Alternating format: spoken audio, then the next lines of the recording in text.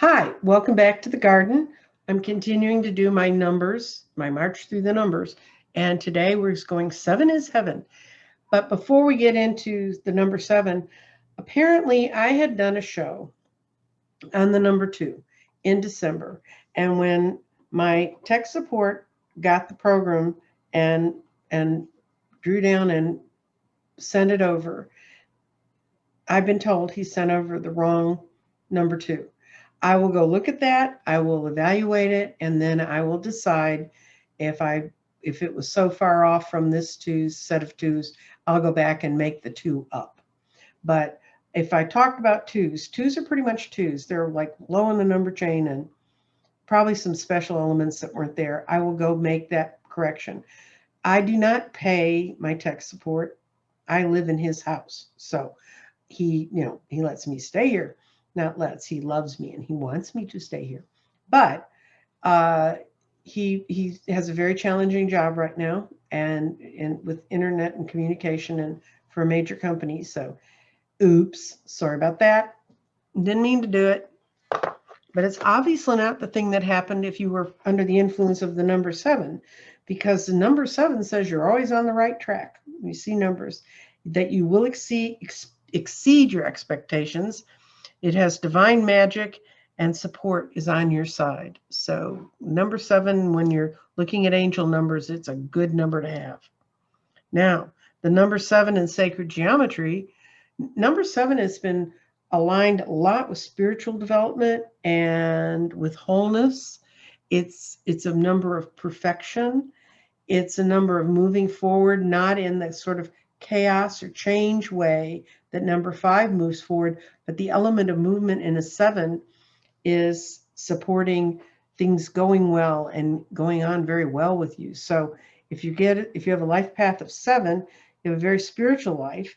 You also will be very analytical, and the sacred geometry of a 7 ties up very closely with the definition within numerology. But it's a number of spirit and soul. In the 7th house, and I've explained this earlier, and so if this is the first time you're seeing this, the zodiac is divided up like a pizza, and there's 7 slices, and this happens to be Libra, which the ones that go 1, 2, 3, 4, 5, 6 are on the bottom half of the pizza, the zodiac pizza. 7, 8, 9, 10, 11, 12 are the top half. So things from the 7th house on are more outside, or not just inside you or your close family. These are outside people.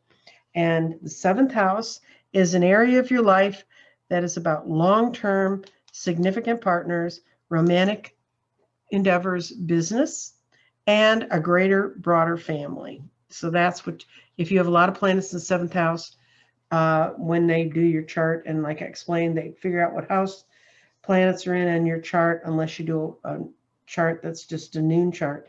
To figure it out specifically, they have to have your birth time. So that's what ascendants are about. So what is the 7th sign in the zodiac? And it is Libra, the scales, the balancing. You see the scales in this picture. And it's energy and diplomatic and gracious, seeks harmony, and they balance relationships. And they are also, sometimes Libras can be a little frustrating for me because I'm a Taurus and a Scorpio. And Tauruses just want things to stay like they are. And Scorpio brings up a lot of other stuff, but we don't like just sitting there being balanced. That's not what we do. But they do. And thank God we have people like that. The planet ruling Libra is Venus. And Venus means beauty, just like the goddess in the myths, beauty, success, but she also can mean indulgence, but she also means valuables. And she rules Taurus also. So she's busy little symbol, that one. Okay, so that's kind of the world's fastest trip through how they are in the zodiac. Then in the tarot, the 7th is the Chariot. And the chariot, people say, oh, that means moving forward. It means transportation, things like that. It can in some readings. But the way I've always read the chariot is a chariot has two horses, a right side and a left side. And it's kind of like people. You have a right side that's one side is dominant, either your right or your left, whatever one you right with, unless you're those ambidextrous critters, that is going to be your dominant side. And then the left side would be the receiving side. The right's doing, left's receiving. But if you don't give and receive in an equal amount, it's like having a chariot with two horses that are mismatched. So if you're giving all the time and you're never getting energy back, your chariot's going to go in a circle. The same way as if you take from people and never give to them, your chariot's going to go in a circle. So for me, chariot's more about balance, just like in the sign of Libra. It's important that we have that balance. And if you get this card and it shows upright, it means you are balanced. If you get it, and when I read, if you get it and it's reversed, it means your energy is out of balance and you need to figure out how to get it back into balance. Now, the Seven of Cups is a choice tree, but a lot of people call it illusions and delusions. And it's just like a spiritual card, just like spirituality can be an absolutely wonderful, marvelous way to spend your life. It can delude you. It can make you see things that aren't there if you're not being careful and being in control. In the traditional tarot card, those cups are all full of strange mythical creatures, palaces, fairies, clouds in the sky, rainbows. It's not real. It means you got some choices, but whatever you need to really see, you don't have in your sight yet. So, well, 7 means go along and you're on the right path. It means make sure you're checking everything out while you're on that path. The 7 of Swords, and I like it in this card because it's kind of like the relief of stress. There's still some stress there above him, but he's enjoying things, enjoying music and relaxing. And it means let go of the stress. Find a way to relax and let go of the stress. And then you can move forward. Because remember, swords also mean intellect and knowledge. And so when you relax, a lot of times people say I get my best ideas in the shower when I'm really relaxing. Relax, and that's where your better ideas are going to come from. It's going to relieve the stress from you. Now this little guy, he's building a wall. And he's coming along and he's checking it out. And he's, wands, remember, mean beginnings of enterprises, working and building the enterprise. And this means that his enterprise is moving along very, very well. It's not quite finished yet, but it's moving along. And then the 7 of coins, 7 of pentacles. This is the farmer waiting for his crops. And in some decks, this guy's like bending over the vine going, oh my God, is this stuff ever going to bloom? This guy looks like his thing's blooming pretty well, but it's not quite finished. So 7s mean things are moving in the right direction, but it's not quite there yet, not quite done. Have a little patience, and it depends if you're doing this as a reading, what other cards showed up around it, what it would mean for you. Now, in numerology, the 7 means inner wisdom. It means spirituality. It also means to be very analytical. And you're happy. People who do this, who have 7s, have a lot of 7s in their charts, the numerology charts.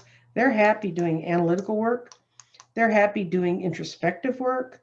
They may be actually truly a true introvert that really likes to work on things on their own, work on things in their head. A very internal person. But they're good people to have if you want a lot of detail done. So in that way, they sort of measure up with the 7th house and being very detailed oriented. And also a lot of people who are very, very, very spiritual will have a 7 because they can go inside and deal with the inner wisdom and bring it out. The stone that aligns with the 7 life path is the Peridot.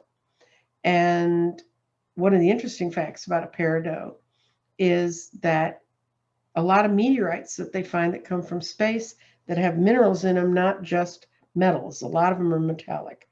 but there's a lot of them have peridot in them, and they used to call it olivine, but now people call it peridot.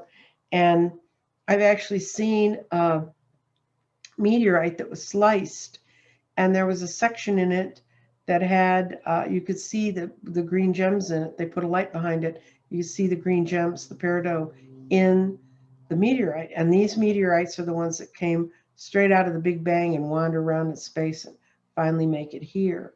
We also make peridot is created by the heat of volcanoes here. There's a lot of peridot apparently that comes out of Hawaii, someone told me. But when you get a peridot, the symbolism of a peridot is much to look forward to. Be optimistic. 7 is a very optimistic sign. It's a very good sign. Where it shows up, whether it's in numbers, sacred geometry, tarot, or numerology, it's just a happy, happy number. It really is just a happy one. It's a good one. Not quite finished yet. We still have 8, we have 9, and then in the zodiac you have 10, 11, and 12. But we will be looking at that later. Anyway, I want to thank all the people who are supporting my channel, who are subscribing, who are sharing my stuff. I'm getting lots of lovely letters that you like getting a smattering of this and a smattering of that, of all the different sorts of elements out there. I'm going to do a little more readings. If you come up with an idea or some suggestion, something you want read about, I will be glad to do it.